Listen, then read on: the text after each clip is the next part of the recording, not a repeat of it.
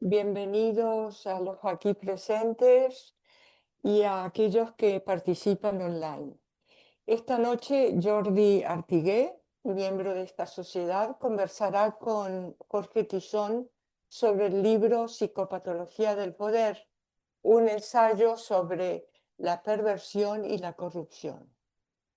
Celebramos la presentación de este libro, publicado hace ya 12 años, pero cuyo título y su contenido mantienen una extraordinaria vigencia y que a pesar del tiempo transcurrido sigue ofreciéndonos claves y reflexiones para comprender más allá de las evidencias inmediatas la inquietante situación social que estamos viviendo en la actualidad. Cuando surgió la idea de crear este espacio de diálogos con el autor, lo hicimos con la intención de acortar distancias entre quien escribe y quien lee, entre las ideas y la experiencia, y así generar un encuentro más cercano, más vivo con el autor y sus ideas. En ese momento, Cristina Betrián, miembro de esta sociedad, propuso precisamente este libro por la actualidad de su temática y hoy, gracias también a la colaboración de Jordi Artigué, esa idea se puede concretar. Quisiera recordar, además, mi primer encuentro con las publicaciones de Jorge Tizón. Fue en el año 1978, con el libro La locura compañera repudiada, publicado por la Galla Ciencia, título que hoy todavía me impacta por lo sugerente y acertado. En estos días lo he releído y ya en las primeras páginas subrayas la importancia de no marginar la locura como algo ajeno, sino a reconocerla como parte de nosotros mismos, aceptar que también en nosotros habitan fragilidades, contradicciones y que comprenderlas es quizás una forma de comprendernos mejor como seres humanos.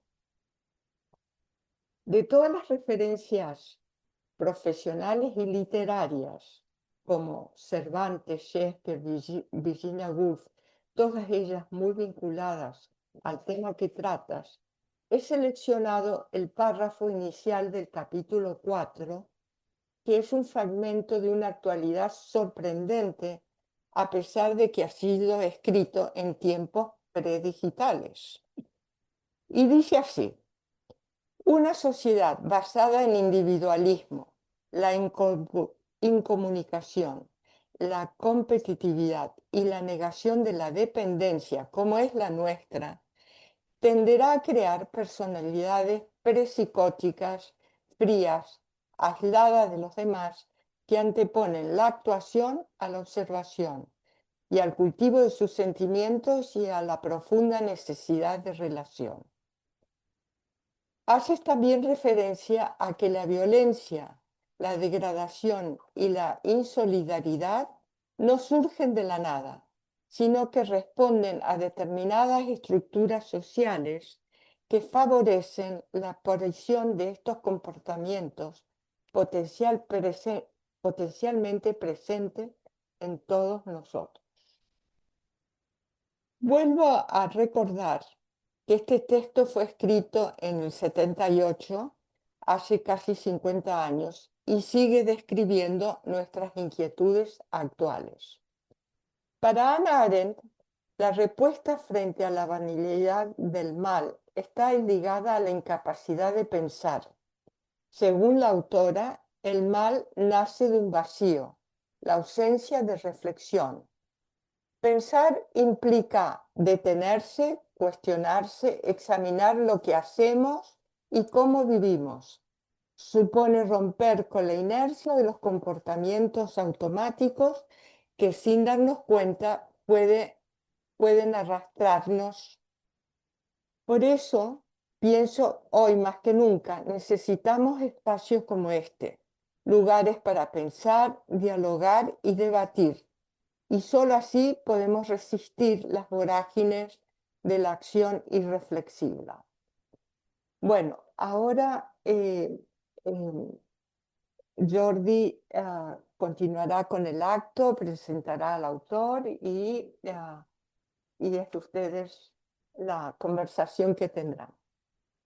Bueno, gracias Aileen, porque además eres la impulsora de este espacio y gracias por tener la idea y nos ha costado un poco llegar a puerto, ¿no? Hay sus vicisitudes también, Sí, pero aquí estamos y gracias también a la Sociedad Española de Psicoanálisis por facilitar este tipo de espacio y de diálogo. Antes de presentar a Jorge, comentar dos avisos.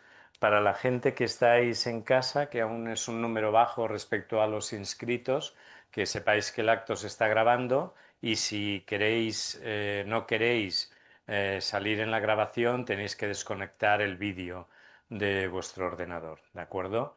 Y después todas las personas, tanto las que os habéis inscrito de forma presencial y estáis aquí, como las personas que estáis desde casa, habéis recibido un correo electrónico en principio por el cual podéis conseguir un descuento de un 5% en el libro que se presenta hoy y en todos los libros que Editorial Herder ha publicado de Jorge Tizón, ¿de acuerdo? Es una buena ocasión para celebrar San Jordi, regalando libros, etcétera, etcétera. Muy bien. Bueno, presentar a Jorge Tizón para mí, por una parte es fácil y por otra parte es difícil, porque empezaría, pues, como ya sabéis algunos, pues he trabajado durante 15 años en equipos que él ha dirigido y entonces me tengo que resistir a la tentación de explicar anécdotas buenas y malas, ¿no? Más buenas de todo eso. Pero bueno, Jorge Tizón, como sabéis y como creo que a ti te gusta presentarte, es psicólogo, psiquiatra, neurólogo, psicoanalista, psicoterapeuta y con una amplia trayección, una amplia trayectoria en trabajando en servicios públicos y trabajando en proyectos innovadores. Y es un gran escritor, como podéis comprobar. Y bueno, yo creo que nada más en ese sentido. Has escrito muchos libros, muchos artículos y siempre hay un interés, creo yo, fundamentalmente por la parte social de toda la implicación del psicoanálisis en la sociedad, por analizar esa sociedad desde esta lectura de reflexión psicoanalítica y también con una mirada en determinados momentos crítica y en determinados momentos, como dices, en algún momento reparadora para facilitar dinámicas de reparación. El acto va a consistir pues, en unas preguntas para facilitar una presentación del libro y vamos a intentar dejar el mayor espacio posible para el debate, para el diálogo, para poder generar una dinámica de diálogo y de pensamiento aquí con las personas que estáis de forma presencial, así como con las personas que están conectadas de forma telemática. Bueno, simplement fer una salutació en català perquè és un acte fet aquí a la societat, a Barcelona, la majoria de gent que esteu inscrita sou d'aquí, però és cert que hi ha més de 140 inscrits i hi ha una part important també de persones que estan assistint a l'acte que venen de països de habla no espanyola, no catalana, perdó, quin lapsus, i per això continuarem en castellà i per facilitar la comprensió, però no deixa de fer aquesta salutació. Y me parece que no me dejo nada el link de las cosas que el acto se acabará a las 10. Se acaba a las 10 y que levanten la mano aquellos. Sí, sí, sí. Estaremos atentas a los que están online. Bueno, y sin más preludios, pues pasamos, si te parece, a las preguntas y proceder al diálogo. No sé si Sí. quieres decir algo de entrada. Que gracias a Eileen, gracias a Jordi Artigue y gracias a Mariona, entre todos hemos podido estar aquí y vamos a ver cómo nos sale. Bueno, cuando recibí el encargo de hacer este diálogo con Jorge y después vi la entrevista que el periodista le ha hecho y que está publicada en la web de la SEP, pensé, bueno, pues si ya está todo hecho, ¿no? ¿Para qué hago, no? Pero luego pensé, bueno, evidentemente me hago responsable del encargo y voy a hacer las preguntas, pero os recomiendo que leáis también la encuesta que está en la SEP porque está muy bien hecha y creo que las respuestas también son concisas e interesantes. Aclaro que está en el apartado noticias, están las entrevistas que le han hecho a Jorge. También aclarar que el acto se está grabando porque se publicará, ¿eh? Se publicará en la SEP, igual que están publicados los actos previos de diálogo con el autor de otros autores y entrevistas. Bueno, ya de entrada, en el libro propones como explicación a la situación actual que los grupos dirigentes utilizan las emociones, principalmente el miedo, para crear un estado de shock en la población, lo defines así, como estado de shock, que impide el desarrollo de movimientos de indignación ante situaciones como catástrofes sociales o bélicas.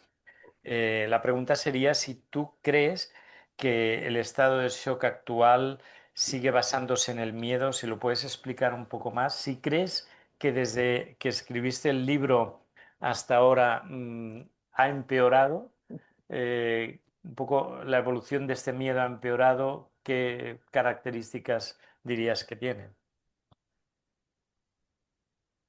Bueno, como ustedes saben, o como vosotros sabéis, el miedo es una emoción básica, lo que yo llamo una emoción primigenia, o el sistema emocional del miedo que dicen los neurofisiólogos y neuropsicólogos, es una emoción primigenia. Para contestarte tendré que ir para atrás. Y para atrás significa 2011, 2012, imaginaos después de la crisis económico-política del 2008, que significó tantos problemas para todos. Naomi Klein, no Melania Klein, Naomi Klein, escribió un libro muy importante que se llama El shock del miedo y que me permitió entender o me dio una idea para entender un poco lo que estaba pasando, porque se recuerdan ustedes que después del 2008 vino el 2011, los indignados, Podemos y demás.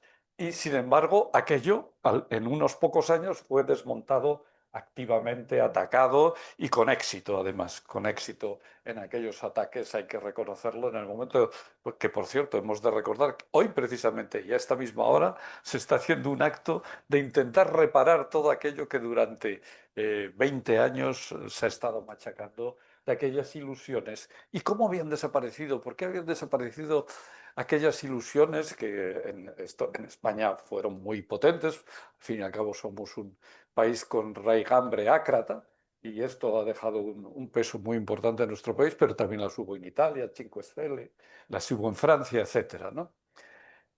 El resultado fue esta pérdida, y esta pérdida de la ilusión, de la esperanza, y por eso me planteé la idea de Naomi Klein del shock del miedo. Shock del miedo consiste, tal como él lo explica, en que el poder político perverso, hay que añadir, lanza grandes dosis de miedo y entonces todo el mundo se está quietecito por el miedo a lo que puede pasar, ¿no? Aquello que en plan eh, payés diríamos, virgencita, virgencita, que me quede como estoy, ¿no? Esa es la idea del shock del miedo. Pero a mí me parecía que desde el 2014-15 hacia acá ha habido un cambio importante que es, y que desgraciadamente, ojalá no pudiera decir esto, desgraciadamente esto en estos días es absolutamente evidente. Un cambio importante que es la desublimación del miedo. El miedo y progresivamente el miedo y la ira y las otras emociones básicas, pero sobre todo el miedo y la ira iban siendo sublimadas en el sentido o integradas en la personalidad de forma reparatoria en la personalidad de todos nosotros, de los habitantes de este planeta, y de repente, o parcialmente de repente, hemos visto toda una desublimación. No, no, el miedo ahora se infunde porque sí, porque me da la gana, porque quiero y porque puedo.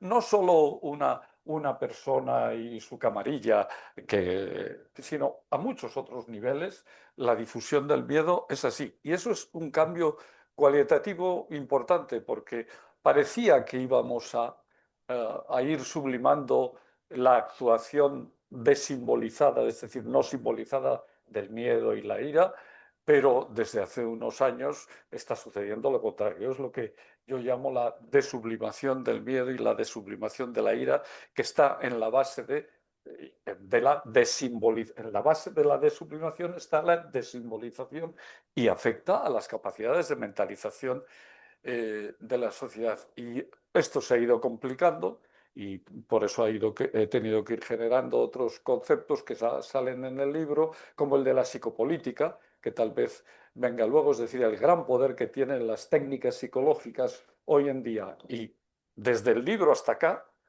la inteligencia artificial se ha multiplicado, ese poder lo ha multiplicado por adivina cuántas veces el poder de la psicopolítica. Pero es que además la psicopolítica se basa en técnicas psicológicas, directamente psicológicas. Muchos de ustedes a lo mejor no saben que el sobrino, me parece que el sobrino de Freud fue uno de los primeros publicistas de la historia, Bernays. El señor Bernays, uno de los primeros publicistas de la historia. Y desde entonces para acá, primero se ha utilizado el psicoanálisis y ahora las técnicas psicosociales con un poder enorme que para algunos, como por ejemplo Byung-Chul Han, representa la capacidad de conformar la mente de los individuos en nuestras sociedades. Esa es la idea de Byung-Chul Han de la psicopolítica. Mi idea es un poco más amplia en el sentido de que es verdad que conforma cada vez más en la psicopolítica, es decir, las técnicas psicológicas manejadas por el Big Brother amable, que dice también Han, eh, conforman nuestra mente, pero además las técnicas psicológicas en sí mismas son mucho más poderosas de lo que han sido en ninguna época de la historia y quedan multiplicadas por las capacidades de las inteligencias artificiales cuando se utilizan de forma perversa. Por eso era tan importante, a mí me parece, poder intentar aplicar 4 conceptos psicoanalíticos o derivados del psicoanálisis a estas ideas por si nos permitían, a estas situaciones, perdón, por si nos permitían entender un poquitín más lo que está pasando, lo que estaba pasando en 2015 y lo que está pasando de forma más abrumadora en estos días. Ha habido no una persona, sino una camarilla y una casta y centenares de miles de personas dispuestos a aplastar una civilización, que esto no es broma, una de las civilizaciones más antiguas del planeta y que significa utilización de armas nucleares. Tampoco lo olvidemos, ¿no? Que tienen una limitación por la geopolítica, pero que esto de porque quiero y porque puedo es un elemento básico en nuestro sistema social actual que tiene mucho que ver con la ideología neoliberal, mal llamada neoliberal. Es librecambista, no neoliberal, pero en fin. Y que significa una ética diferente. Esta es otra consecuencia más del shock del miedo, no del shock del miedo, sino la desublimación del miedo y la desimbolización de la agresión intraespecífica. Otro resultado es el cambio de la ética. No es que nuestra ética o la ética que hemos pensado hasta ahora no valga, y que la otra no sea una ética o es una falta de ética. Tal vez ahí hemos de volver al divino Marqués, al Marqués de Sade, que fue el primero que dijo que no, que es otra ética diferente. Y esa es la que está predominando. La ética del placer directo, del dominio del otro por el bien en sí mismo, es una ética. El triunfo como elemento máximo de la ética en vez de la solidaridad como elemento máximo de la ética. Ujú. Si te parece. Bueno, luego nos dirán también el público si parece o no. Pero entonces esta clase dirigente que está dispuesta a cargarse una civilización,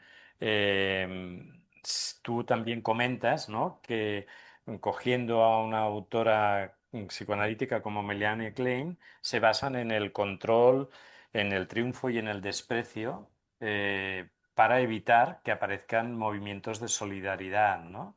En ese sentido, también se da la situación de que muchos adolescentes hoy en día a través de los videojuegos se entrenan en eso, en el control, el desprecio y el triunfo.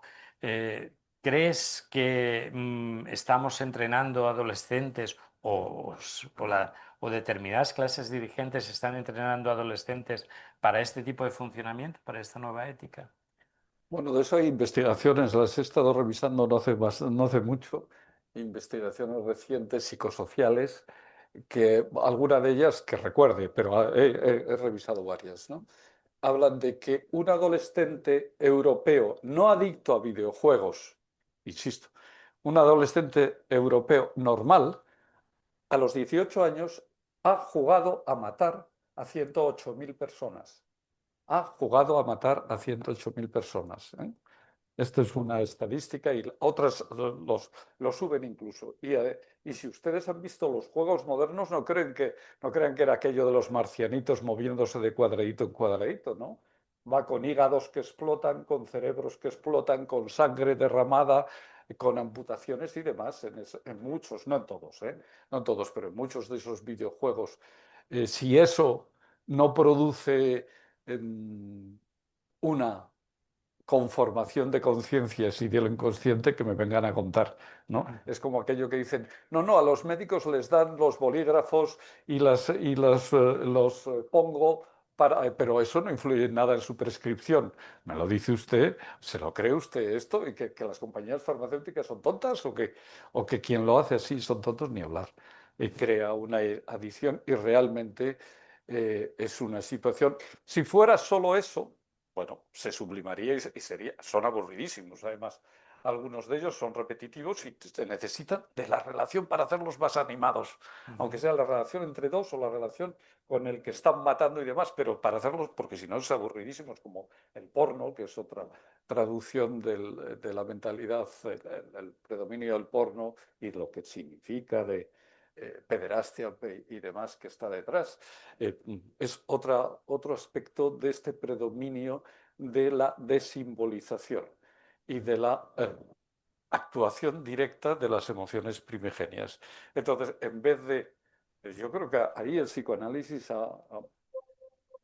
como psicoanalista de niños, además tengo que insistir en ello, ha proporcionado ideas que yo creo que son importantes, como que si nos salimos de la mitología de las pulsiones, que era lo que Freud tuvo que utilizar en sus tiempos, ¿cierto? 1920, justo después de la gran carnicería que fue la Primera Guerra Mundial, 20 millones de muertos. Después de eso se metió y por eso yo creo que también que tenemos que tratar estos temas con nuestros pobres y simples conceptos a veces, pero él logró meterse en esto y si saltamos de la idea del bipulsional a la idea de los sistemas emocionales o de las emociones primigenias, significa que todos nacemos, nos lo montemos como nos lo montemos, todos nacemos con deseos de agredir, con tendencia a agredir, con ira. Todos nacemos preparados para el miedo, todos nacemos preparados para el deseo, todos nacemos preparados para el apego, todos nacemos preparados para el conocimiento y la búsqueda, el seeking, todos nacemos preparados para las ansiedades de separación y del trabajo común de los duelos, y todos nacemos para el juego y la alegría, que son las 7 emociones primigenias o básicas, ¿no? Solo que si todos nacemos así, nos destrozaríamos ya en la misma infancia. Necesitamos la vinculación que modula esas emociones primigenias. Fíjense que la consecuencia es clínica directa. No hay niños agresivos o adultos agresivos porque sí, ni porque tienen un gen o un neurotransmisor que no sé qué, o una alteración en el cerebro que no sé qué. No, porque no les han ayudado en la elaboración de esas emociones. Es decir, desde el principio, ya no solo para la alimentación, el pecho, la vinculación, la relación de objeto, necesitamos al otro, lo necesitamos para modular nuestras emociones.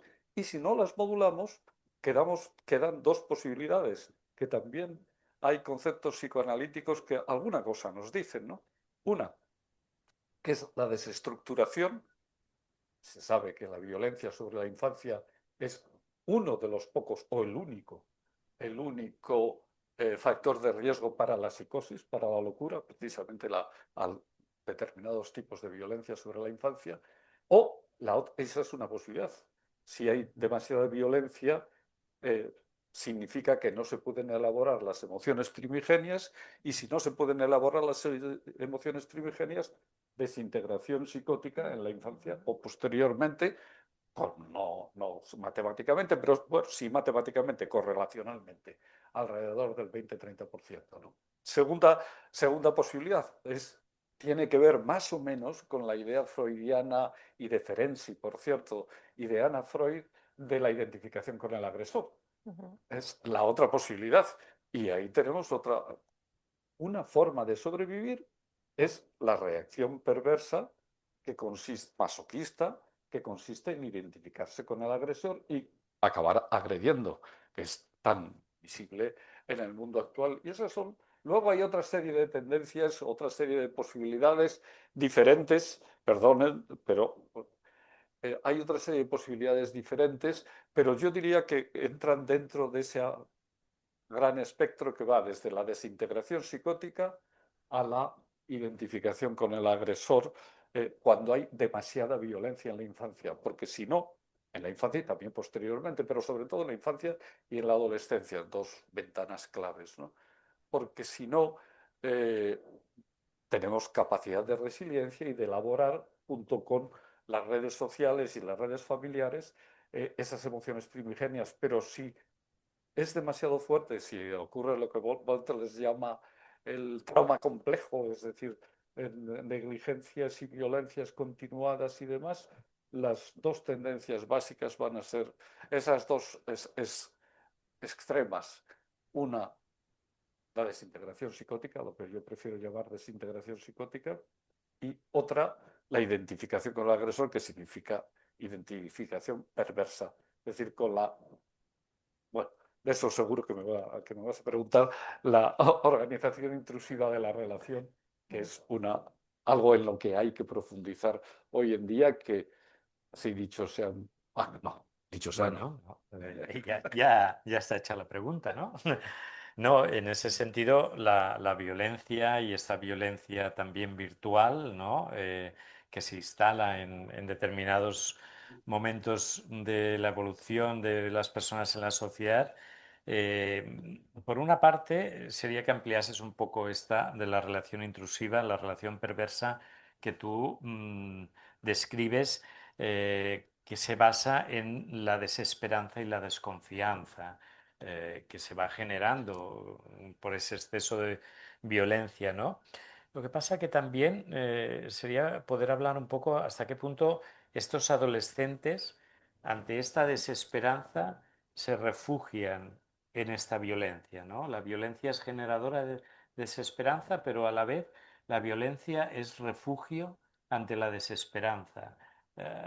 Bueno, no sé si lo puedes ampliar y también cómo crees que podríamos salir o se podría salir de ese refugio que a la vez contiene violencia como única forma de vida.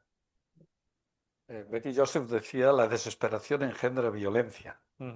Y la violencia, desesperación. Y yo añado, y la violencia, desesperación, perversión y belicismo, en último extremo. Y belicismo en último extremo. Recuérdense ustedes que los que están provocando los genocidios actuales, algunos de los grandes dirigentes y gran parte de las organizaciones, son los nietos del Holocausto.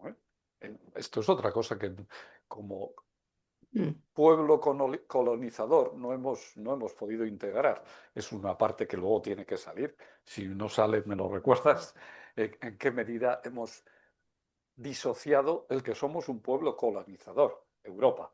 Y que esto es lo que está pasando ahora, es el resultado de no haber podido enfocar esta realidad. Pero volviendo atrás, intentaba decir que el genocidio contra Palestina, por ejemplo, contra Irán, contra Irak, Libia, Siria, y si quieren ustedes sigo, porque son 41 guerras las que han montado las mismas personas, pero en Oriente Medio está clarísimo, son nietos y bisnietos del Holocausto. La violencia engendra desesperación, engendra, en último extremo, corrupción y belicismo. Y que son formas de salida, como tú decías, para formas de defensa frente a una situación de desvalimiento extremo, que es no solo no me cuidan, sino que no entiendo por qué no me cuidan y quién me cuida y quién no me cuida. Algo así, que lo podríamos traducir de forma un poco pedestre, pero para entendernos, ¿no? ¿Cómo se relaciona un niño con alguien que abusa de él? Que abusa no solo por abuso sexual, que esto lo complica a veces un poco más, ¿no? Sino por negligencia. ¿Sí? ¿Cómo puedo entender y cómo se va a estructurar mi personalidad en esa situación? Yo creo que la, la idea de la organización intrusiva, había que perfilarla y es lo que hice en el libro y he seguido haciendo a continuación, no por gusto mío, sino porque me han ido trayendo casos y situaciones uno tras otro, de lo más complicado y complejo, y aquí hay algunos que trabajéis con este tipo de familias y me han hecho intentar profundizar en esta idea de la relación intrusiva, que además en el caso de los adolescentes es especialmente importante porque ante la soledad, la desorientación y los momentos de confusión, tanto son adolescentes como que también tienen que ver con vulnerabilidades previas, pero que aunque no haya vulnerabilidades previas, el adolescente va a tener esos momentos. Una tentación es la organización intrusiva, tal como yo la defino, o tal como no solo yo, sino psicoanalistas europeos fundamentalmente. Durante tiempo, ustedes saben que la psicopatología psicoanalítica especial estaba organizada en dos grandes apartados: las neurosis y las psicosis. Las neurosis como neurosis de transferencia y la psicosis, en teoría, que no había transferencia en la idea inicial de Freud, que él mismo luego corrigió, ¿no? Pero los lacanianos han estado por ahí siempre recordando que había otra organización relacional que era la perversión.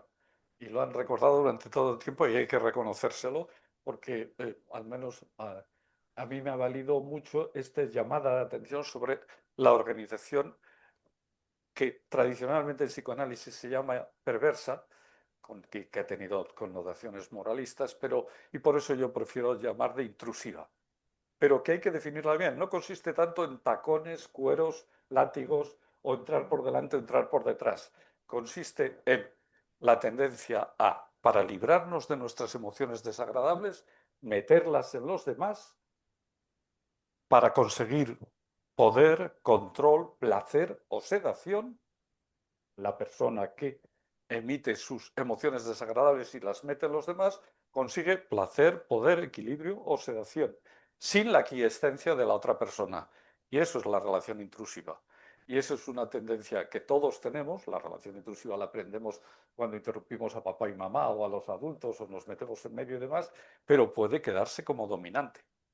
Y en la adolescencia, ante las confusiones, nuevamente es una tentación bastante evidente, pero que no hay que confundir con lo que yo prefiero llamar la organización incontinente de la relación, que es otra forma de relacionarse diferente, que es cuando las emociones nos dominan y nos son muy aversivas, muy desagradables.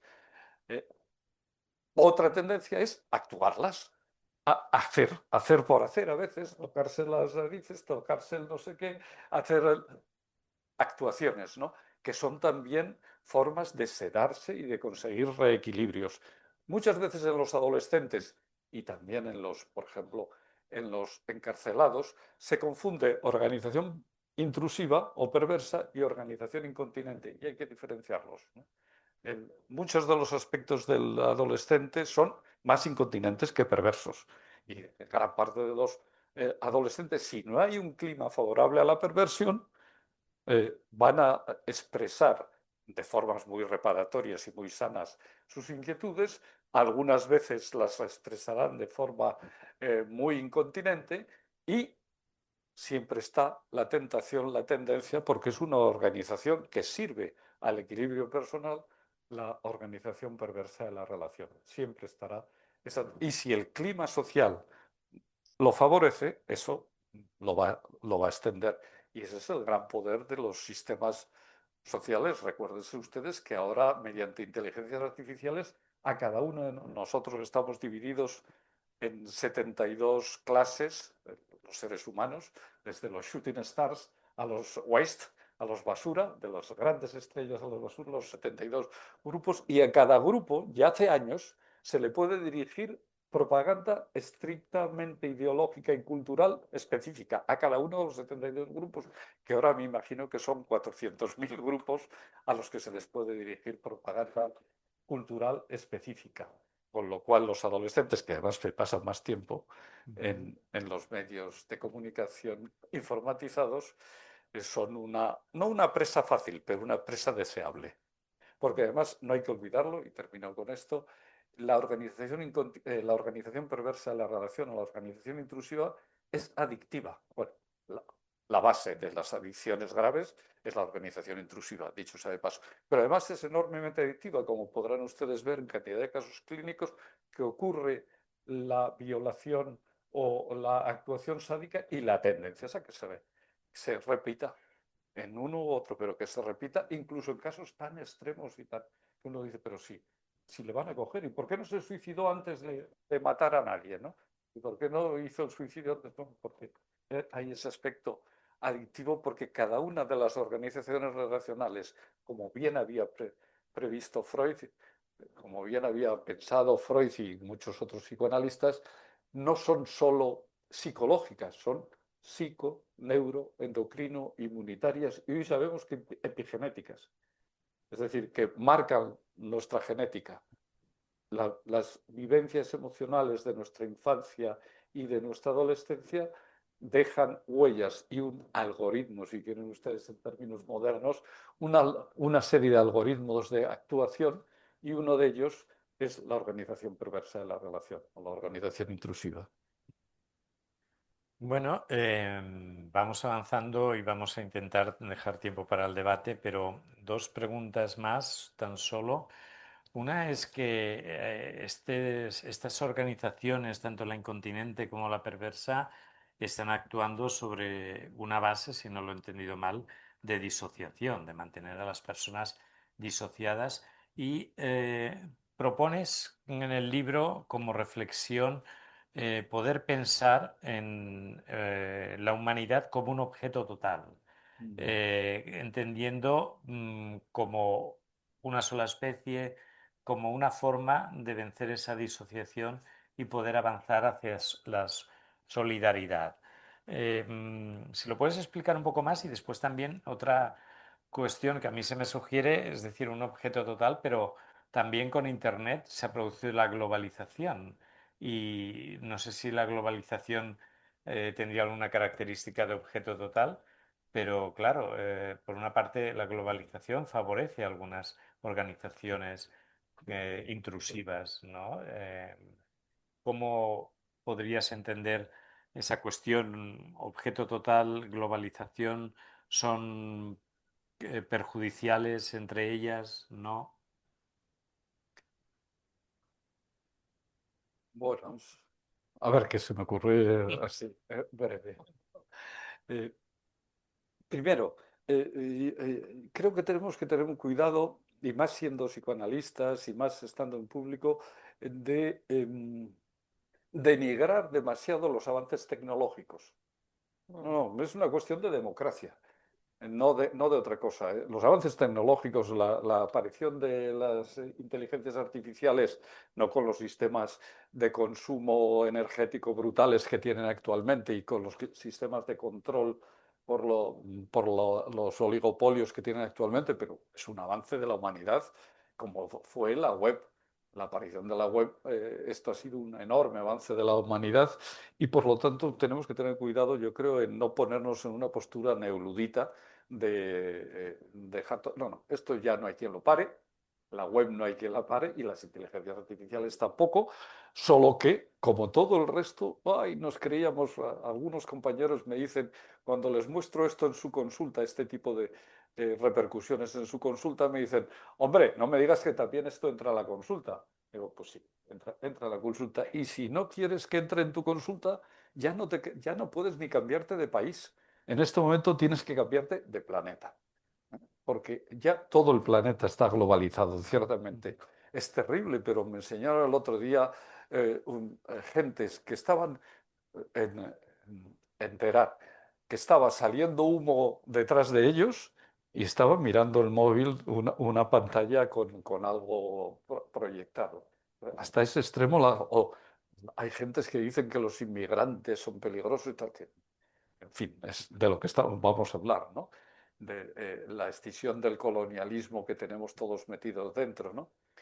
Eh, de verdad, de verdad, fijaos que alguna de la gente que migra y que inmigra se ha pasado años de su vida en los que a lo mejor sus mejores momentos o los más interesantes ha sido conectar con nuestras redes sociales informatizadas y ver qué bien vivimos aquí y qué cosas tan bonitas tenemos, ¿no? Claro, es natural que vengan para aquí, sobre todo si les estamos quitando, masacrando todos sus medios de vida y además con armas fabricadas en Europa y los Estados Unidos, ¿no? Es natural que se quieran venir para aquí, ¿no? Esto iba a propósito del objeto total, que es un concepto psicoanalítico que tiene que ver con la observación de bebés, que es algo muy, muy fundamental en la formación psicoanalítica, a mi entender, ¿no? Es aquello que llega un momento de la vida, muy temprano, según Melania Klein, y según la investigación actual que le ha dado la razón en esto abrumadoramente, ¿no? Que el niño, el bebé, se hace una idea de que aquella persona que le atiende y que unas veces le atiende bien y otras mal y otras no le atiende y otras le quiere y otras le grita y otras le pone las cejas arqueadas y otras le pone las cejas de tristeza, aquella persona es la misma, que es buena y mala. Y si aquello predomina el cuidado de las emociones primigenias, va a poder integrar aquella visión que si no va a quedar desintegrada. Por un lado será la mala, por otro lado será la buena.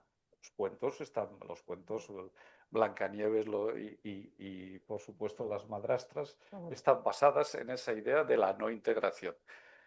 Mientras que cualquier ser humano mínimamente atendido en sus emociones primigenias, logra tener una idea, un objeto interno, diríamos en términos más psicoanalíticos, de la madre como objeto total. Yo creo que eso es perfectamente hoy en día y ya hace años, no hace siglos, es relativamente reciente y la web nuevamente ha colaborado y está colaborando enormemente en esto, en que todo el mundo sabe que hay una sola humanidad, con sus virtudes y sus defectos, con sus peligros y con la belleza que tiene. Nuestro planeta es fundamentalmente bello y diga lo que digan la gente que diga y los periodistas que digan y los periódicos que digan, no, la mayor parte de la gente está por el placer, por la alegría, por el deseo, por pasárselo bien y por cuando hay duelos, vivirlos con los que hay al lado. Eso es la mayor parte de la gente, digan lo que digan en los periódicos y en los medios oligopolizados. Y entonces, claro, esta visión de objeto total de la humanidad hace cambiar totalmente la perspectiva. Ustedes, gran parte de ustedes, lo van a vivir en los años que vienen. Es decir, no hay posibilidad de supervivencia en el mundo, y menos en Europa, sin el decrecimiento sostenible, sin que se aplique el decrecimiento sostenible a los pueblos colonizadores que hasta ahora estamos explotando abusivamente con sistemas de violencia estructural. Que, por cierto, ¿ustedes han oído hablar de Frantz Fanon? Fíjense que es una persona que ha desaparecido. No, ya no les digo Megame, Ashim Megame.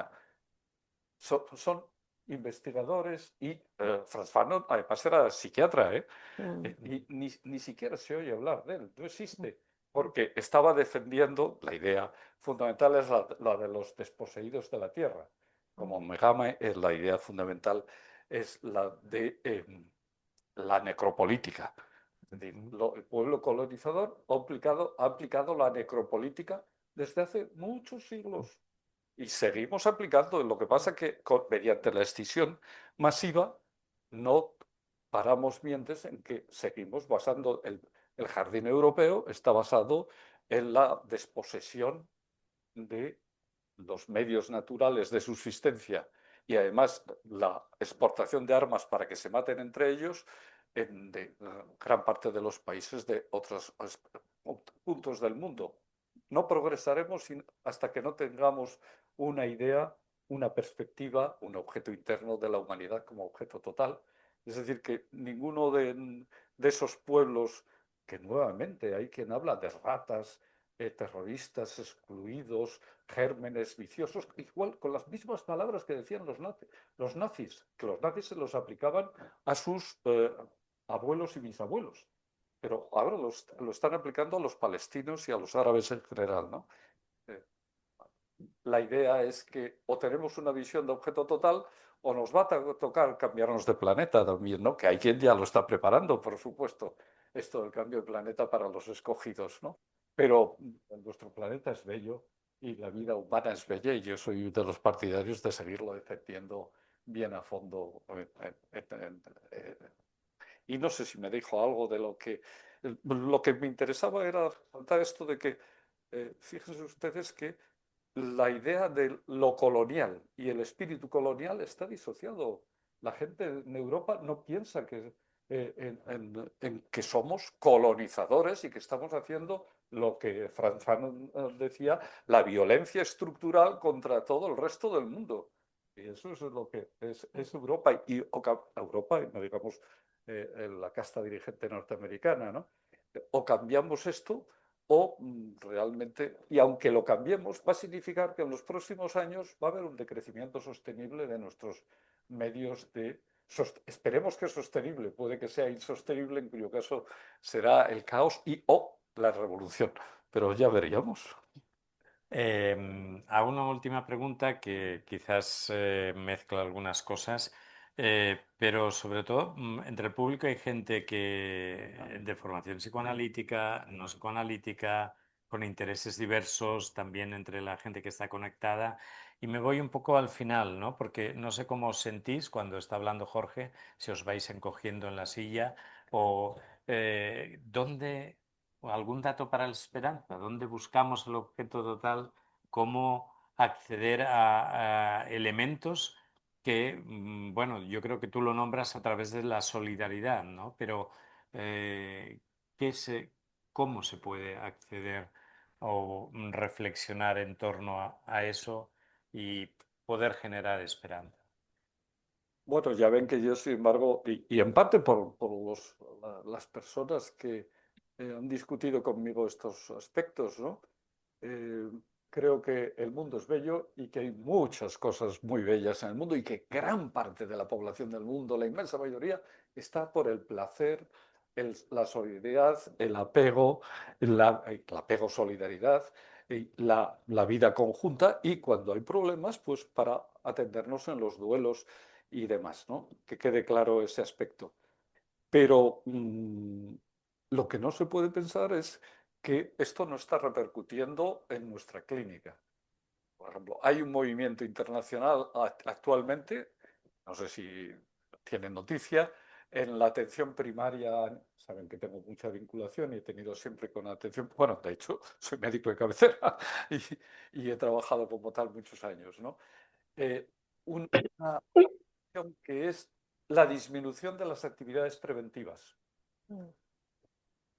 Se llama el no hacer. Y la tendencia a que atención primaria y otras organizaciones sanitarias dejen de hacer cosas que están haciendo.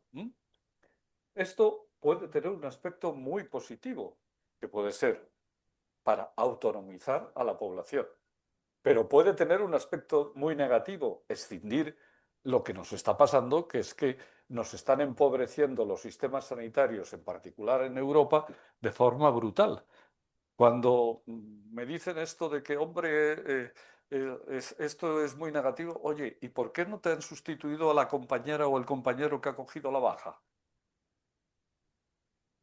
Está pasando, en este momento está pasando en el 50% de los dispositivos públicos de este país. Y en algunos lugares es más.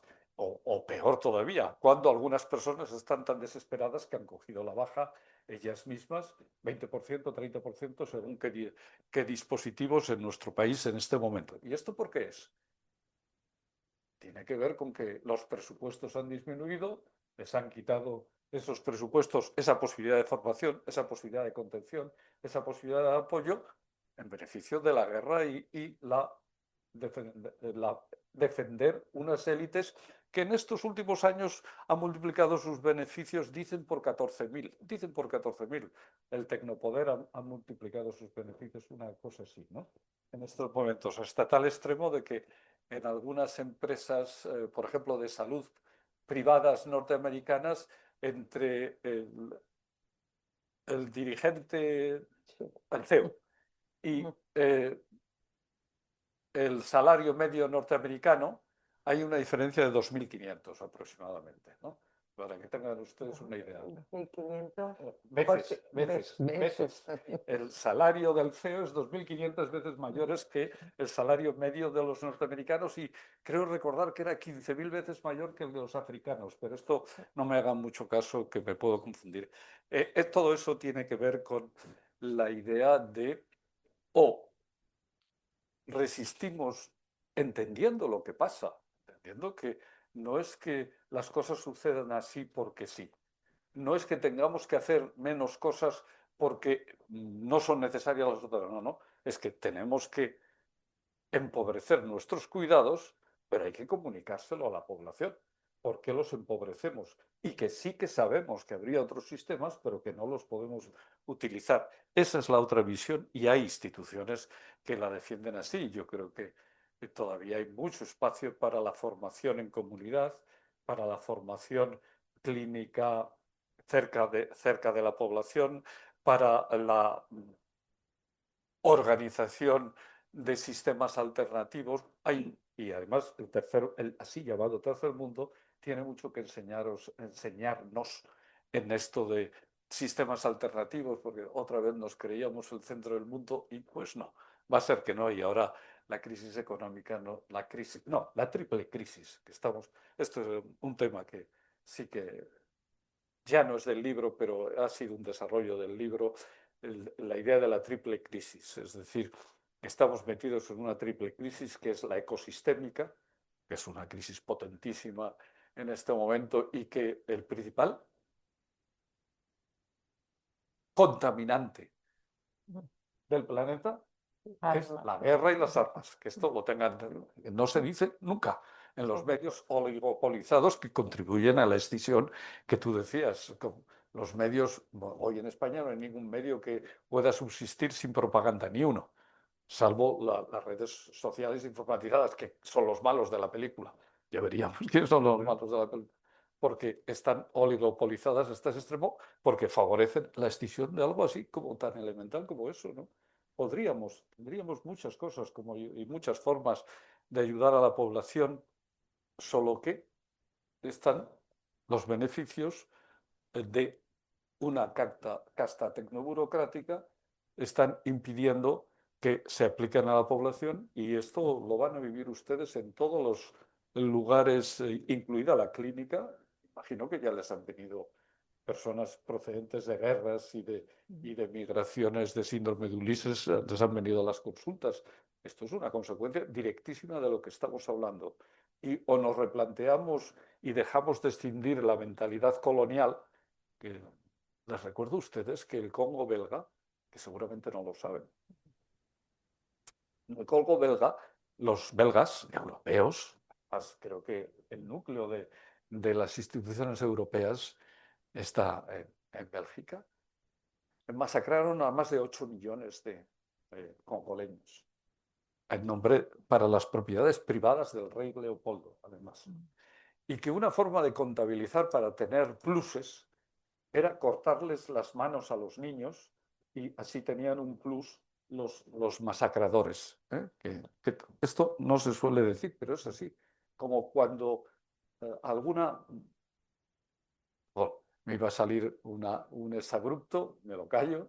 Algunas personas, suponiendo que sean personas, comparan esta guerra y nos la hacen parecer, esta guerra contra Irak y contra Irán, y nos la hacen parecer como un videojuego. Lo que no les pondrán a ustedes es lo que sí ocurre, y como médicos tenemos que saberlo, con una explosión no nuclear, con una explosión de alta potencia que significa alta capacidad expansiva.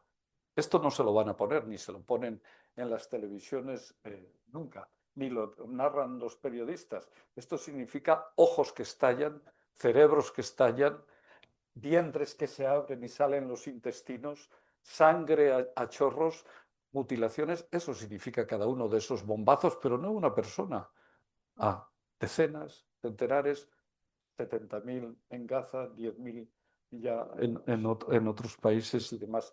Por eso la idea de replantearse, Freud lo hizo y los psicoanalistas lo hicieron después de la carnicería de la Primera Guerra Mundial.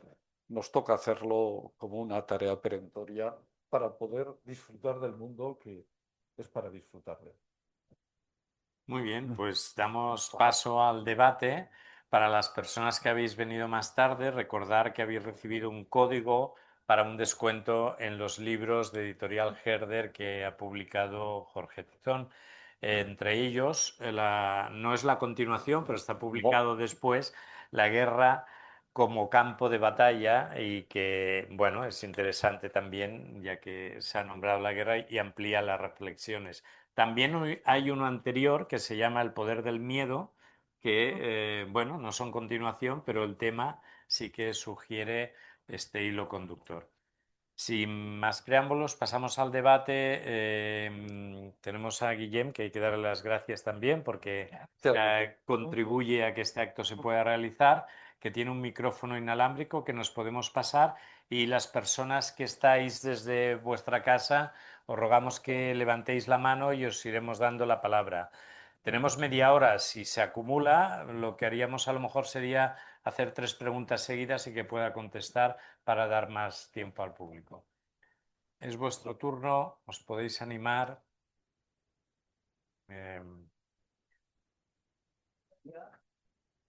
Es un momento que te pasan el micro para que desde casa te puedan oír, porque si no, te oímos aquí, pero no las personas que están en su domicilio. Por favor, te voy a pedir que Hola. te presentes con tu nombre. Buenas noches, Daniel Prado, y bueno, estoy aquí en calidad de oyente y encantado con lo que habéis dicho. Muchas de las cosas en las que decís, pues las puedo comprender. Y en línea de esta comprensión, ¿no?, que se procura generar este, digamos, objeto total, pues pienso que habría que ver aspectos, ¿no?, que fuesen positivos de esto que llamamos colonización. Mencionamos a Colón, ¿no? Yo pudiese decir que ha sido el descubrimiento, por ejemplo.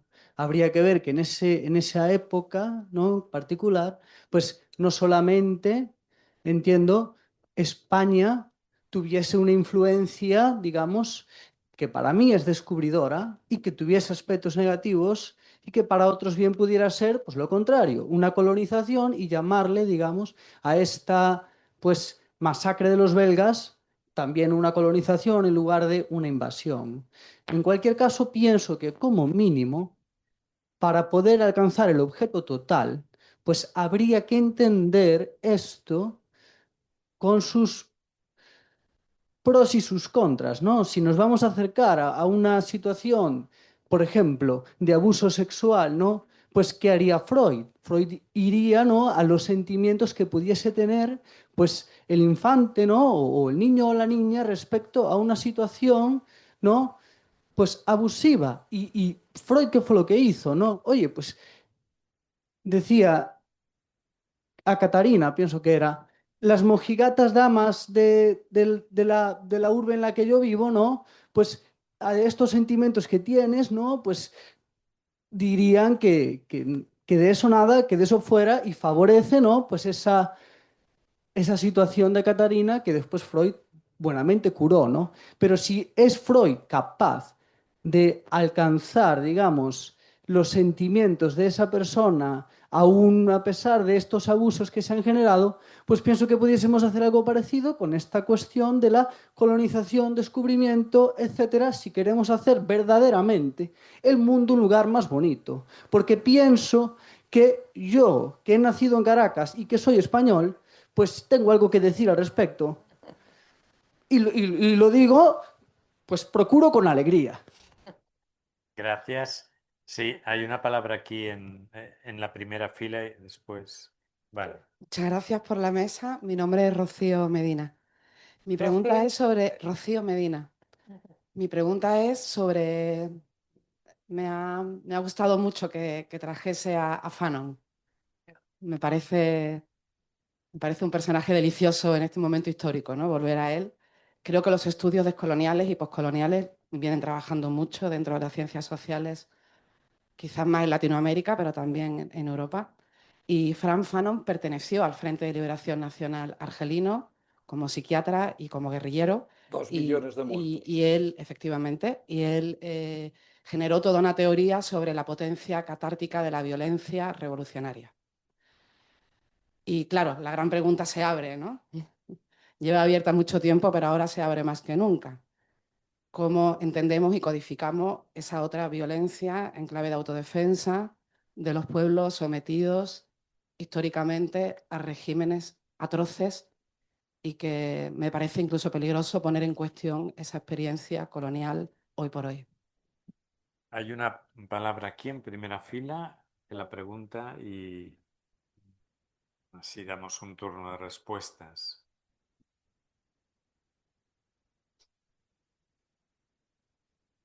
Hola, yo me llamo Ignasi Bros y quería preguntar sobre un fenómeno que me llamó la atención y que no alcanzo a entender bastante bien, y es el siguiente. Durante todo el proceso de la masacre que ha habido en Gaza, los medios de comunicación, la tele, nos lo narraban al detalle cada día, y cada día sabíamos que había habido 184 muertos, 1422. Nos lo narraban con una precisión cada día, todos los medios de comunicación. Claro, todo esto a mí me hacía sentir muy impotente. ¿Es quizá esto lo que se buscaba narrándonos con detalle cada una de las cosas que pasaban y que ahora no nos explican porque ahora toca otra cosa? No sabemos nada de lo que pasa en Gaza ni en Cisjordania. Sabemos absolutamente nada. Porque los medios de comunicación van a lo que van, ¿no? O sea, no sabemos. Yo hace mucho tiempo que no leo lo que pasa en Portugal, que está aquí al lado, ¿no? Porque no interesa, ¿no? Pero esa cosa de narrar con detalles, describir con detalle, ¿para qué? Muy bien. Pues, Sí. Y perdona que tengo que ser totalmente esquemático y por lo tanto totalmente irregular. Pero en fin, la colonización, por coger el mismo orden. Claro, es evidente que ese intercambio durante siglos entre pueblos diferentes ha producido y ha mejorado incluso el pool genético, que ahora nos lo están mejorando a nosotros, ¿no? Cuanto más otro tipo de componentes de la especie humana, es evidente. Lo cual no quita que para conseguirlo creo que el resultado fue unos 100 millones de muertos. Me puedo equivocar, pero fue unos 100 millones de muertos. Entonces, eso es el colonialismo. Que como al final, pues claro, hay un intercambio y gran parte de los pueblos del cono sur y latinoamericanos tienen una parte nuestra y nosotros tenemos una parte de ellos que no nos hemos enterado y que ahora nos vamos a enterar y que nos estamos enterando progresivamente, por suerte. Eso es la ventaja de estos intercambios, solo que, claro, si se piensa que el otro no es un ser humano, que es salvo Bartolomé de las Casas y algún otro teólogo fundamentalmente, y algún otro gobernador de las Indias, y algún otro explorador como Vasco Núñez Cabeza de Vaca, el resto pensaban que aquellos no eran seres humanos. Esa es la colonización destructiva, que es lo que Agamben dice, creo que es Agamben el que dice, la mera vida, la vida desnuda. Es decir, son solo organismos. Entonces, ¿qué más da? no son seres humanos, son organismos, ¿no? Y esto es lo que se ha aplicado, y eso tiene que ver con lo que tú decías de Fanon también, ¿no? De Frank Fanon, que como el caso de Achille Megeme, que han defendido la otra violencia. Claro, esto me lleva, lo siento,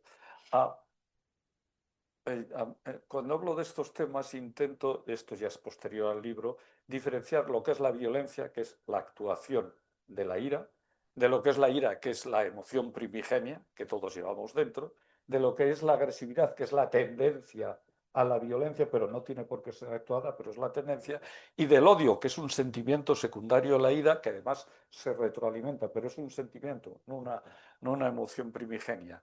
Y en ese sentido hay una violencia reparatoria, que diría nuestro querido compañero Luis Feducci. La violencia reparatoria que utiliza el adolescente, que utiliza el niño, que el niño, recuérdense, los alemanes hablan de la edad del empecinamiento, de las rabietas que tiene que conseguirlo, tiene que conseguir lo suyo. Es una violencia reparatoria, sirve para organizar su mente y organizar la familia. Y por lo tanto, lo siento, Ignasi, sí, voy a ti, pero quería recoger un poco, ya que Fanon es tan poco conocido entre nosotros, y a pesar de haber sido psiquiatra, ¿no? Y de haber muerto por una enfermedad médica, me interesaba recoger ese aspecto de los desheredados y que por lo tanto Fanon y Megeme mucho más defienden que la violencia del colonizado es una violencia legítima, que en el caso de la psicología diríamos la violencia reparatoria en los casos clínicos que hay que diferenciar y que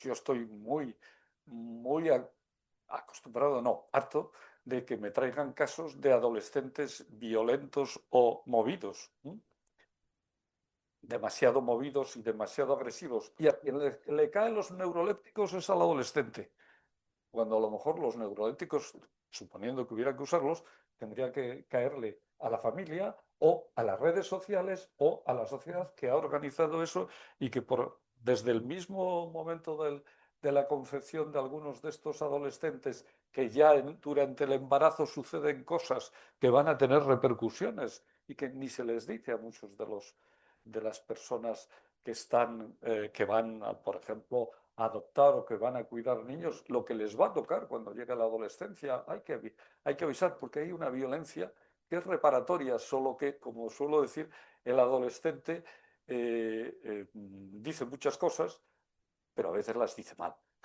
Y a veces las dice de forma desviada y no lo entendemos. Y el resultado es que quien le caen los neurolépticos es al adolescente, cuando a lo mejor había habido toda una rastra de instituciones sociales a las que tendríamos que haber dado neurolépticos previamente. Porque no nos damos cuenta de una cosa que no ha salido en la discusión, tiene que ver con la última pregunta, y que es, estamos en una sociedad llena de burbujas. Lo preguntabas tú y no te lo pude contestar, Jordi. Es decir, burbujas maníacas. Control, triunfo y desprecios, como Melanie Klein especificó el cuento de la lechera, en definitiva, que la lechera va tan contenta a vender su leche y se va a ir haciendo los grandes caborias y las grandes esperanzas de lo que va a hacer con la leche. Se le cae el cántaro, se rompe y se acabó toda aquel control, triunfo y desprecio que son las defensas maníacas. Pues bien, una burbuja en la que vivimos es la burbuja psicosocial, que es de lo que hemos hablado. La burbuja sanitaria está clara, pero déjenme recordarles la burbuja lingüística, que nos impide mirar el shock del miedo y que, fíjense, a ver, esta misma noche, fíjense a ver si les hablan de la guerra contra Irán o de la guerra de Irán. Pequeños, Lluís Duc, que era, aparte de un gran antropólogo, era muy fino en esto, hablaba de la perversión del lenguaje y de la burbuja lingüística. No es la guerra de Vietnam. Basta con ir a Vietnam para que te digan la guerra de liberación contra. O basta con ir a Irak para que te digan la guerra de aplastamiento de... No es un genitivo de un lugar, de tal, no, es la guerra contra. Esto, por ejemplo, esta misma noche lo van a poder ver, esta perversión del lenguaje que tiene que ver con forzando un poco a Yuyu Duke, hablaría de la burbuja lingüística. Ujú. Lo Y dejo la, aquí. y la burbuja de las imágenes que planteaba él. Sí, ya. Eh, Sí, sí, sí. bueno, ¿Hay palabras? Es puro shock del miedo. Puro shock del miedo al estilo Klein. Tenemos preguntas, damos Sí. paso a la gente que está desde casa en eh, el chat. hay alguien que no sé identificar y que pide la palabra. No, eh, pero también tenemos preguntas en el chat. eh, en el chat. Sí. Aquí. Pero, ¿y de quién es? Que le, Muchas pido la gracias, Jorge. identificación, Soy la identidad de espera, identificación. Eileen, lo leo yo. Muchas gracias, Jorge. Soy Enrique Ger. ¿Cómo relaciona? no, Enrique Ger es una persona y el de arriba dice pido la palabra. No pone nada. No podemos. Yo he pedido la palabra, buenas noches, pero me llamo Marina Albaladejo, no sé si soy yo. Bueno, Estoy en el chat. pasa y sí, Marina, adelante. Sí, a ver, me he ido. ¿Ahora? Voy. Te oímos, te oímos. Te Sí. oímos. Pero algo he hecho con la imagen, ya está. Buenas noches, me parece súper interesante todo lo que se está desplegando y hay dos aspectos que me han resonado particularmente en la exposición de Jorge Luis Tizón de esta noche. Uno es el concepto que no había escuchado de organizaciones intrusivas, equivalente a organizaciones que estarían, por otro lado, en esferas de poder financiero, político, etcétera, pero también en todas las instituciones, probablemente, en mayor o menor medida, puesto que todos somos portadores, de alguna forma, de esa tendencia a intentar controlar, a abusar del otro, y esta elaboración clara alrededor de que hay dos polos, o una desintegración psicótica o una identificación con el agresor si se está en un contexto de ser dominados en una organización intrusiva como la que estamos viviendo actualmente. Y el otro aspecto relacionado es el tema de la transmisión transgeneracional y la identificación con el agresor. Yo pienso que ahí a mí me da la impresión, sinceramente, de que puede ser un elemento a rescatar, tanto desde el punto de vista de poderlo expresar públicamente, socialmente, como profesionales de la salud mental, pero también en el trabajo clínico. España es una nación, digamos, de muchas, con muchas partes, con muchas naciones también, pero que tiene una historia de tapar crímenes. De hecho, tenemos todo el tema de las fosas, con los cadáveres todavía 80 y tantos años por enterrar. Creo que esa transmisión de formas de funcionar, de escisiones, de disociaciones, de desestimaciones del sentir, de no consideración de los otros, están pesando en cada zona de una manera diferente, pero en todas seguramente con mucha importancia en este tema que estamos hablando, que es la psicopatología del poder, que nos afecta a todos por otro lado. Solamente esto. Muchas gracias. Elena, ¿lees tú preguntas del chat? Sí, ahora hay Enrique Gear que pone en el chat, dice, muchas gracias Jorge, soy Enrique. ¿Cómo relacionarías la inoculación de la rabia con lo que planteabas de la teoría del shock? ¿Y hay otra más? No. En el chat nada más. Y después... No y me de- compliquéis la vida. y después él, Guillermo, aquí Bueno, no, haz la pregunta y así. Ya entiendo, ya entiendo. Di tu nombre. Hola, yo soy Leo. Yo me quedé pensando en los conceptos que usted introdujo sobre la desublimación y la desimbolización. Sobre la desublimación y la desimbolización. Y yo en mi mente ya estoy haciendo algunas inferencias de cómo eso tiene sus implicaciones a la hora de nosotros bueno, a la hora de interactuar con los medios de comunicación, con los videojuegos, como usted mencionó, y cómo eso nos puede inclinar hacia la violencia o desensibilizarnos ante ella, o quizás inclinarnos hacia apoyar la violencia de otras personas. Pero para no quedarme en ese espacio fantasioso de inferencias, me gustaría que usted abundara un poquito más sobre el tema y cómo usted lo aplicaría a quizá las situaciones actuales que vemos en sitios como Irán o Ucrania o Gaza o algo por el estilo. Ya eso era todo. Luego, la siguiente tanda de preguntas. Le damos. A ver, varias de las preguntas que me habéis hecho tendría que responderos. Mira, cuando me he puesto a trabajar sobre las formas que se tiene hoy en día, no hoy en día, no, hace tiempo, de responder frente a la violencia, me he visto casi empujado a desarrollar una psicopatología diferente, que es esa psicopatología que no has mencionado, que la psicopatología basada en la relación. Pero claro, les recuerdo que son 4 volúmenes. Entonces no se los voy a poder resumir ahora, esto seguro, ¿no? Pero un aspecto de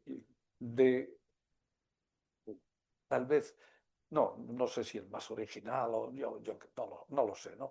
Un aspecto que me he visto obligado a trabajar una y otra vez es el aspecto de cómo la situación psicosocial repercute en la situación clínica. Y esto sí que es una perspectiva a la que bueno, no es que le dé tanta importancia como dicen que le doy, es que me habéis presionado para que hable. De hecho, el libro este no fue una idea mía, el libro fue de un conjunto de psicoanalistas de esta sociedad que me presionaron, me empujaron a que escribiera sobre este tema y entonces me lancé. La idea no era mía, ¿no? Entonces, en los apuntes para una psicopatología basada en la relación, intento explicar cómo, o intento explicar y fundamentar cómo, según cómo sean las relaciones primigenias y posteriores, sobre todo en la relación cognitiva y emocional, el resultado son unos procesos, algoritmos o estructuras para relacionarnos que duran toda la vida. Y que la salud mental y el trastorno mental, suponiendo que se pueda hablar todavía de trastorno mental, de enfermedad mental, no. Es una metáfora y una metáfora que hoy ya es inútil y peligrosa, ¿no? Pero el trastorno mental, a lo mejor, no lo sé, ¿no? Quiero decir, no estoy seguro, pero suponiendo que se pueda hablar, esos algoritmos, estructuras o disposiciones básicas, la persona sana puede cambiar de unas a otras. Y si le persigue un autobús o un maestro, puede sentirse perseguido. La organización persecutoria de la relación o paranoide de la relación. Mientras que la persona paranoide se siente perseguida en demasiados momentos por demasiadas personas y en las circunstancias más importantes de su vida. Todos somos capaces de la relación intrusiva y nos hemos entrenado en ellos en nuestra infancia, ¿no? Pero algunas personas, cada vez que tienen una situación grave, por ejemplo, un declive social, inundan a quien pueden con sus emociones negativas y con sus elementos negativos que les sirven para ellos tranquilizarse y a los demás angustiarles y demás, ¿no? Es un sistema, tiene que ver todo esto con la triple crisis que les mencionaba antes, que estamos en una situación de crisis ecosistémica, de crisis geopolítica, que la hablaba en el libro, pero desde entonces para acá me he quedado pequeñito, ¿no? Y de nuestro sistema social que está en crisis, ¿no? Y además, todas estas son aportaciones modestas desde el psicoanálisis, porque al mismo tiempo la psicología social, la sociología, la antropología están haciendo otras aportaciones mucho más. Les diría, por ejemplo, cuando hablamos de la identificación con el agresor, piensa en el paradigma de Milgram. Miles de experimentos hechos con el paradigma de Milgram que tienen que ver ya desde el punto de vista psicosocial con esto, o con los experimentos hechos sobre la teoría de la persuasión, o los experimentos sobre la difusión de la identidad, o, qué sé yo, me viene ahora los experimentos sobre desestructuración mental que llevaron a cabo equipos concretos de norteamericanos y canadienses en la frontera canadiense-norteamericana, dirigidos por un psiquiatra que fue el primer presidente de la Sociedad Psiquiátrica Internacional. Destrucción de la mente y extracción forzada de, ahí tienen ustedes, extremos del poder psicopolítico, ¿no? Y la idea de la desublimación que vuelves a plantear, que planteas tú, creo que las emociones más peligrosas para la humanidad llevábamos siglos sublimando, es decir, siendo capaces de simbolizarlas e integrarlas dentro de las estructuras internacionales, nacionales, institucionales, mentales. Eso es la sublimación de la ira y del miedo. Es verdad que para juntarnos en las ciudades necesitamos del miedo. Y el miedo, el gran Leviatán, de la teoría del Estado, que aquí tenemos algún profesor del tema que nos podría decir mucho, está basado en el miedo. Pero yo siempre digo, hombre, también nos juntamos para pasárnoslo bien, divertirnos, aliviar los duelos, etcétera. No solo el miedo, aunque sea la teoría del Estado, ¿no? En ese sentido, ha habido un largo proceso de sublimación de la ira y de la agresión que toda una ideología y toda una actitud y toda una ética diferente han puesto en crisis. Y hoy en día, porque quiero y porque puedo, es la ética fundamental y por lo tanto, si yo quiero, te mato. Y voy a matar a esos desgraciados que tal, que no sé qué, no sé qué. Bueno, se carga a 3 generaciones de dirigentes de un país, alguna persona, ¿no? Eso es la desublimación del miedo que tendremos que revertir. Hay múltiples formas y la principal es nuevas formas de solidaridad y de práctica comunitaria. Es que no puedo decir más, lo siento. Aquí Jordi está. Hay palabras. ¿Hay preguntas? Hay una palabra aquí que damos paso a esta palabra y después allí al final. Aquí, Y después leemos 2 preguntas. la pantalla. A ver, espera. Dile a Guillermo. Sí, si puedes formular la pregunta. Vale. Hay gente que ha dejado comentarios sobre... Leer los comentarios. Perdonar que va. Muchas gracias. Mi nombre es Margot Pujal.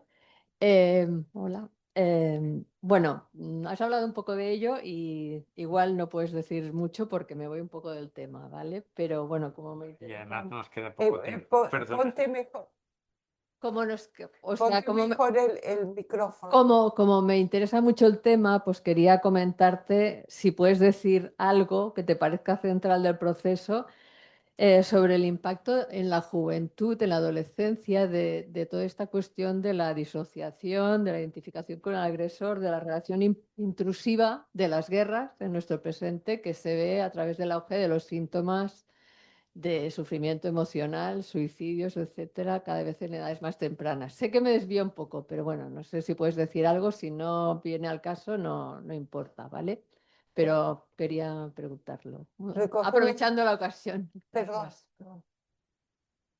Gracias. ¿Tú Ya hay una más.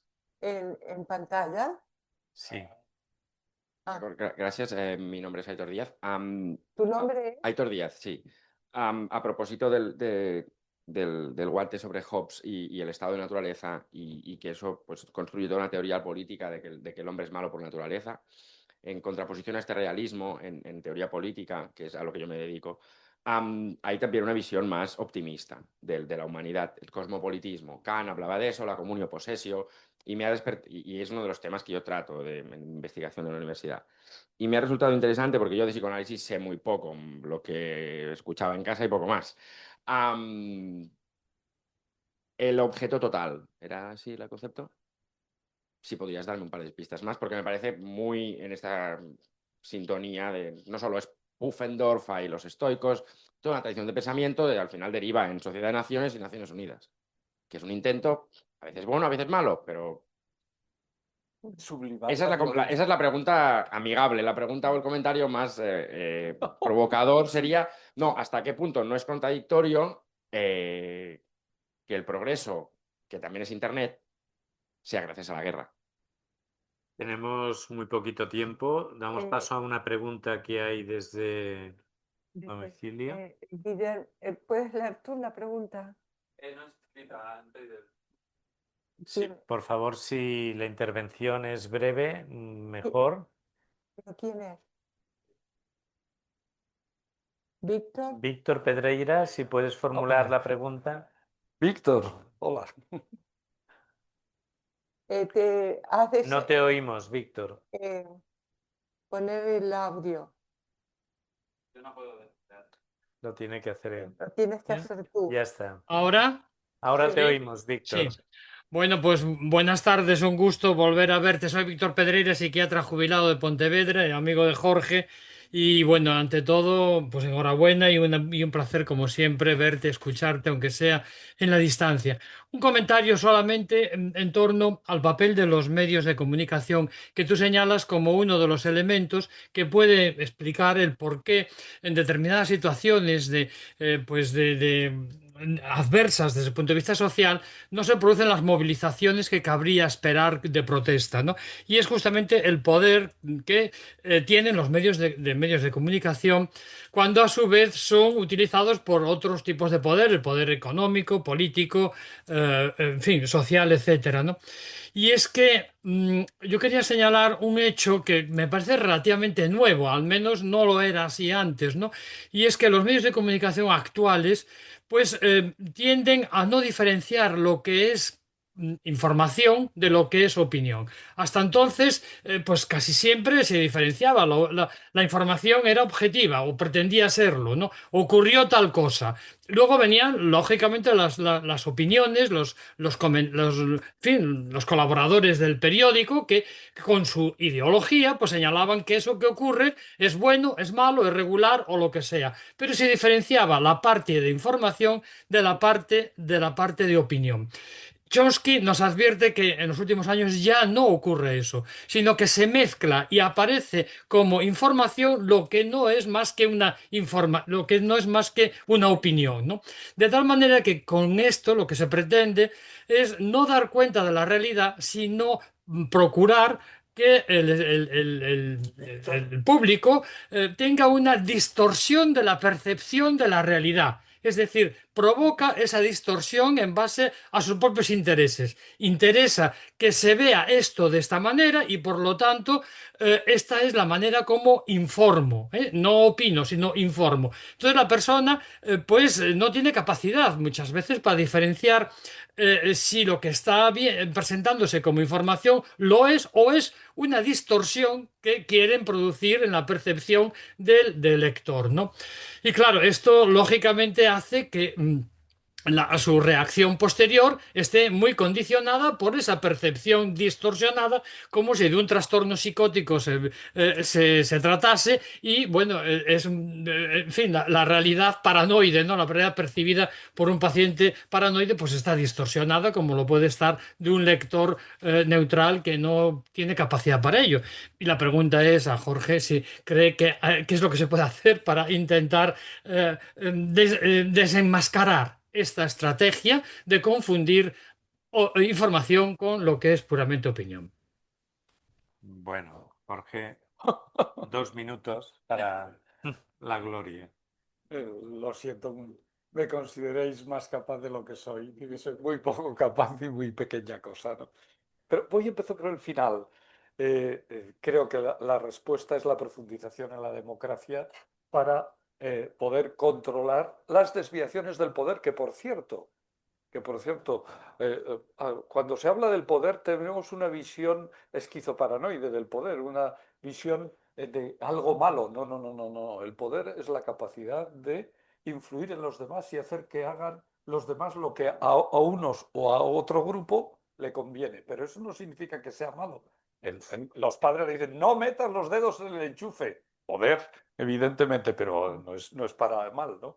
Y La capacidad de otra contener. cosa es el poder además puede contener, ¿no? Otra cosa es la violencia añadida al poder y otra cosa es la perversión del poder. Y para eso el único recurso es la profundización en la democracia y en la democracia real. Yo en este momento soy muy pesimista con respecto a los medios de comunicación oligopolizados. Basta con que esta noche vean ustedes cuántas mentiras en la propaganda, en la publicidad. Ya la propaganda vale que va a ser todo mentira porque es propaganda de guerra. Estamos en régimen de guerra. Hay censura en este país y no digamos en otras partes de Europa donde hay presos por sacar una bandera palestina, en países europeos, con el ejército más poderoso del mundo, ¿no? Pero bueno, eso diría así muy rápidamente que la escisión, Víctor, crea realidades escindidas y las realidades extendidas son nuevas realidades que se pueden manejar conforme a las necesidades de cada momento y que tienen mucho que ver con el concepto de psicosocial de disonancia cognitiva y disminución de la disonancia cognitiva o con el concepto psicoanalítico de identificación proyectiva y de desidentificación por proyección, que es lo que permite y es la base del racismo extremo y del colonialismo extremo, ¿no? Yendo hacia atrás. El progreso en Internet y el progreso...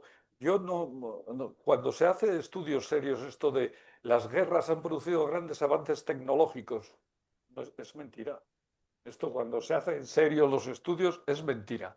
Es una de las múltiples mentiras, como aquello del colonialismo es bueno y la cruz o la luna roja son buenas. Pues no, mire usted, han producido grandes daños y grandes males en la humanidad. Y sin la guerra se podía haber producido lo mismo.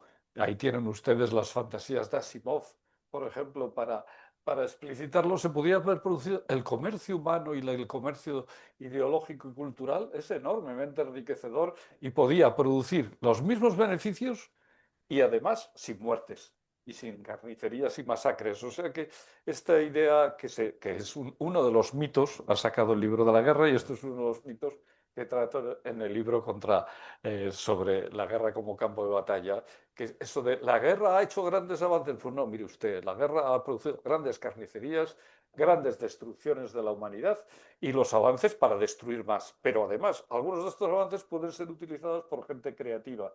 Y si no hubiera habido guerra, ¿qué cantidad de avances se podrían haber tenido? Como la idea, si me permitís, yendo hacia atrás, esta idea que decías del Estado y de juntarse por una perspectiva del miedo o una perspectiva un poco más de objeto total, que me ha sugerido, y perdóname que solo me quede en esto de toda la complejidad de tu pregunta,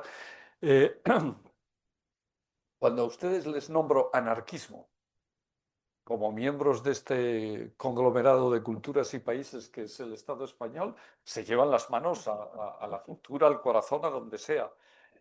Pues no, miren ustedes, el anarquismo es precisamente, y la ideología anarquista es precisamente una ideología, Kropotkin, siempre me sale mal, tiene su primera y su máxima obra tiene que ver con esto, con la colaboración mutua como progreso y como para la creación del Estado. Es todo lo contrario a lo que los medios de desinformación nos han dejado a todos en la cabeza. Los anarquistas, y enseguida pensamos en terroristas y bombas. No, pues miren ustedes, cuando los anarquistas hacían terrorismo y bombas antes del 36, les habían matado a 21.000 miembros, los grupos de ultraderecha, les habían asesinado a 21.000 personas ya para entonces, ¿eh? Y esto no se lo han contado, le han contado el terrorismo de los anarquistas, no de los otros, que sin embargo eran los principales defensores del apoyo mutuo y de la sociedad colaborativa, ¿no? Junto con gentes diversas y malévolas como algunos comunistas autogestionarios y otra gentuza que anda por ahí, ¿no? Pero resulta que el mundo es un poco diferente del que nos han contado, ¿no? Y la organización paranoide, todavía me decían el otro día, hace 3 días, de una persona que había logrado que por fin su abuelo hablara de la guerra cuando le faltaban 3 días para morirse.